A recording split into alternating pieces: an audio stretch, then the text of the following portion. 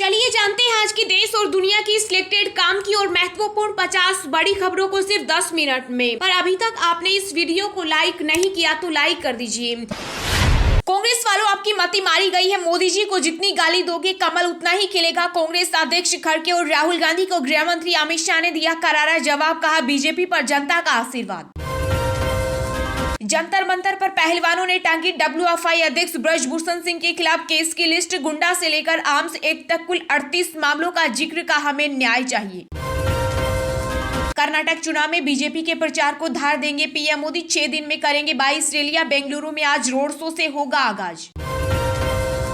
दूध की नदियों के लिए जाना जाता था मथुरा। सीएम योगी बोले हमने लगाया मास्क की बिक्री पर बैन।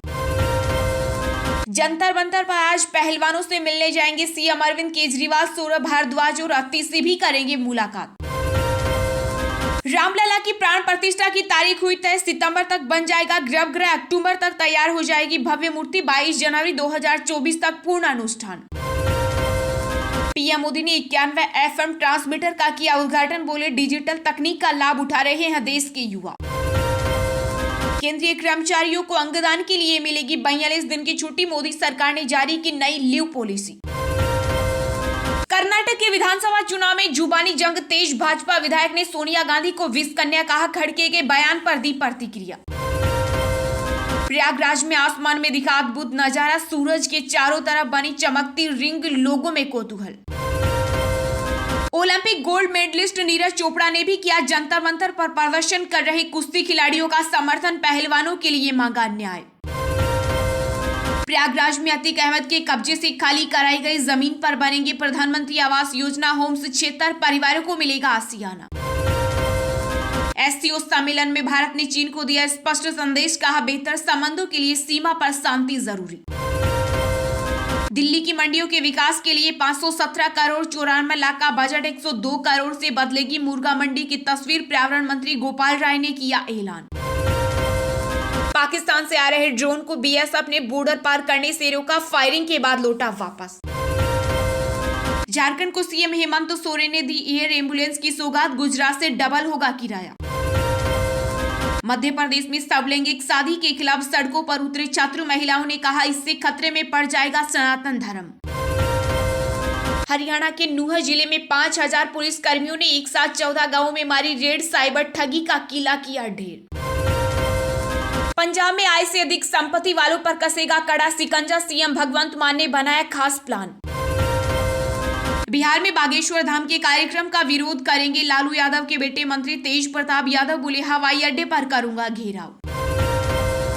दिल्ली के पूर्व उप मुख्यमंत्री मनीष सिसोदिया को लगा तगड़ा झटका। आबकारी नीति मामले में जुड़े मनी लॉन्ड्रिंग केस में नहीं मिली जमानत।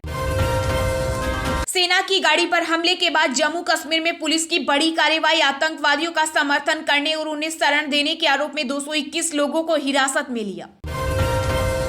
लोकसभा चुनाव से पहले बिहार में बड़ी हलचल। कभी सीएम नीतीश कुमार के करीबी रहे अजय आलोक बीजेपी में हुए शामिल। अपने आकाओं को खुश करना चाहते होंगे कांग्रेस अध्यक्ष मल्लिकार्जुन खड़गे। जहरीले सांप वाले बयान पर केंद्रीय मंत्री धर्मेंद्र प्रधान ने किया पलटवार। जूते पूछने की औकात वाले लोग सरकार में बैठे हैं। महाराष्ट्र के मुख्यमंत्री शिंदे पर हमला करते वक्त मर्यादा भूले पूर्व सीएम उद्धव ठाकरे। 4 धाम यात्रा पर जाने वाले श्रद्धालुओं के लिए उत्तराखंड सरकार ने 11 भाषाओं में जारी की एडवाइजरी। राहुल गांधी को बम से उड़ा दूंगा। भारत जोड़ो यात्रा के दौरान दी थी धमकी। पुलिस ने आरोपी को रासुका के तहत किया गिरफ्तार। एक बार फिर विवादों में घिरे बागेश्वर धाम के महाराज धीरेन्द्र शास्त्री अब राजा सहस्त्र भाऊ को बताया राक्षस। आतंकवाद बड़ा खतरा, मिलकर करना होगा मुकाबला। एससीओ समिट में बोले रक्षा मंत्री राजनाथ सिंह। प्रदर्शनकारी पहलवानों के आरोपों पर दिल्ली पुलिस ब्रजभूषण सिंह के खिलाफ दर्ज करेगी एफआईआर। सुप्रीम कोर्ट में दी दलील। हमारे खिलाड़ी हमारे देश का गौरव। बंगाल की सीएम ममता बनर्जी ने कहा पहलवानों के दोषियों को न्याय के कटघरे में लाया जाना चाहिए। मानदंडों का उल्लंघन करने पर गूगल का बड़ा एक्शन। भारत में लोन के नाम पर हजारों करोड़ ठगने वाले 3500 एप्स को किया बैन। पीएम मोदी संग बैठक नहीं करेंगे पाक विदेश मंत्री बिलावल भुट्टो जरदारी। बोले द्विपक्षीय नहीं है मेरी भारत यात्रा। बढ़त के साथ बंद हुआ बाजार। सेंसेक्स 463 अंक चढ़ा। निफ्टी 44 दिन बाद 18,000 के पार। यूपी निकाय चुनाव में भाजपा और सपा को वोट न दे अतीक अहमद के बेटे अली के नाम से पत्र हुआ वायरल। धरने पर बैठे पहलवानों के समर्थन में उतरे राकेश टिकैत, कहा जो बिना डरे सच को बताता है वही भी एक बड़ा पहलवान है। ऑपरेशन कावेरी के तहत सूडान से निकाला भारतीयों का 10वां जत्था, वतन लौटे लोगों ने सुनाई आप बीत। एम्बुलेंस सीधे अस्पताल क्यों नहीं गई, अतीक अहमद मामले में सुप्रीम कोर्ट ने यूपी सरकार से किया सवाल। जंतर मंतर पर बैठे पहलवानों के प्रदर्शन पर बोले केंद्रीय मंत्री अनुराग ठाकुर, हमारे लिए खेल और खिलाड़ी सबसे बड़ी प्राथमिकता। महाराष्ट्र में फिर आएगा सियासी भूचाल, शिंदे गुट का दावा, एनसीपी के 20 तो उद्धव के 13 विधायक हमारे संपर्क में। अजित पवार का महाराष्ट्र का सीएम बनना तय, केंद्रीय गृह मंत्री अमित शाह का नाम लेकर एनसीपी नेता अमोल मिटकरी ने किया दावा। यूपी में बीजेपी के बागी नेताओं की लिस्ट तैयार, लोकसभा चुनाव 2024 से पहले भीतर घातियों पर एक्शन लेने की तैयारी में पार्टी। अपराधियों को संरक्षण देना अच्छी प्रवृत्ति नहीं, बाहुबली आनंद मोहन की रिहाई के बाद बिहार सरकार पर उठ रहे सवाल। समलैंगिक विवाह पर सुप्रीम कोर्ट में केंद्र सरकार ने दी दलील, कहा इससे गलत दिशा में जाएगा समाज। अब खुलेगा माफिया के परिवार का काला चिट्ठा, ईडी के हाथ लगे कई सबूत, अतीक के सीए को किया तलब। पीएम मोदी पर मल्लिकार्जुन खड़गे के बयान के खिलाफ चुनाव आयोग पहुंची बीजेपी, कहा कांग्रेस अध्यक्ष पर बैन लगे। उद्धव ठाकरे को सुप्रीम कोर्ट से मिली बड़ी राहत, पार्टी फंड भी कर सकेंगे ट्रांसफर, शिंदे गुट को नहीं मिलेगा संपत्ति पर हक। ब्रिटेन की प्रधानमंत्री की सास सुधा मूर्ति बोली, मेरी बेटी की वजह से पीएम बने ऋषि सुनक। हैदराबाद पुलिस ने किया फर्जी आईपीएल टिकट रैकेट का भंडाफोड़, 6 आरोपी गिरफ्तार। माफिया के बेटे की खुली चिट्ठी, असद अतीक अशरफ की मौत के लिए सीएम योगी के साथ अखिलेश यादव को भी बताया जिम्मेदार। जयपुर एयरपोर्ट को मिला एरोड्रम लाइसेंस, अब अडानी समूह लेगा सारे निर्णय, अथॉरिटी का नहीं रहेगा दखल। कानपुर नगर निगम चुनाव में 13 महापौर और 851 पार्षद लड़ेंगे चुनाव, 107 प्रत्याशियों ने नाम लिया वापस। उत्तराखंड से लेकर कश्मीर तक पहाड़ों पर भारी बर्फबारी, दिल्ली एनसीआर में भी गिरा तापमान। सुप्रीम कोर्ट से सुखबीर सिंह बादल को मिली बड़ी राहत, शिरोमणि अकाली दल के द्वारा संविधान मामलों में मिली क्लीन चिट। देश में पिछले 24 घंटों में कोरोना के 7,533 नए केस आए सामने, सक्रिय मरीजों का आंकड़ा पहुंचा 53,000 के पार। चलिए अब जानते हैं जो आम आदमी के काम की और फायदेमंद खबरें हैं उनको विस्तार से। पर इससे पहले अभी तक आपने इस वीडियो को लाइक नहीं किया तो लाइक कर दीजिए। पीएम मोदी ने 91 FM ट्रांसमीटर का किया उद्घाटन, बोले डिजिटल तकनीक का लाभ उठा रहे देश के युवा। जी हां, प्रधानमंत्री नरेंद्र मोदी ने वीडियो कॉन्फ्रेंसिंग के जरिए भारत में रेडियो कनेक्टिविटी बढ़ाने के लिए 91 FM ट्रांसमीटरों का उद्घाटन किया। इससे 18 राज्यों और 2 केंद्र शासित प्रदेशों के 84 जिलों को लाभ मिलेगा। साथ ही सीमावर्ती क्षेत्रों और आकांक्षी जिलों में FM रेडियो संपर्क को बढ़ावा मिलेगा। 91 FM ट्रांसमीटरों का उद्घाटन करने के बाद पीएम मोदी ने कहा कि डिजिटल तकनीक अब गाँव-गाँव तक पहुंच चुकी है।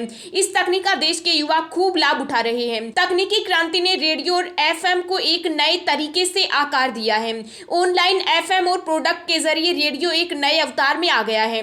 पीएम ने कहा कि आज डीटीएच सेवाओं पर कई शिक्षा पाठ्यक्रम उपलब्ध हैं। एफएम रेडियो डीटीएच दोनों ने डिजिटल इंडिया के भविष्य के लिए खिड़की दिखाई है। प्रधानमंत्री ने कहा कि हमारी सरकार निरंतर तकनीक के लोकतंत्रीकरण के लिए काम कर रही है। भारत अपने सामर्थ्य का पूरा इस्तेमाल कर पाए, इसके लिए जरूरी है कि किसी भी भारतीय के पास अवसरों की कमी ना हो। आधुनिक तकनीक को सभी के लिए सुगम और अफोर्डेबल बनाना इसका एक बड़ा माध्यम है। पीएम मोदी ने आगे कहा कि अभी कुछ दिन बाद ही मैं रेडियो पर मन की बात का 100वां एपिसोड करने जा रहा हूं। मन की बात का ये अनुभव देशवासियों से इस तरह का भावनात्मक जुड़ाव केवल रेडियो से ही संभव था। मैं इसके जरिए देशवासियों के सामर्थ्य से और सामूहिक कर्तव्य शक्ति से जुड़ा रहा।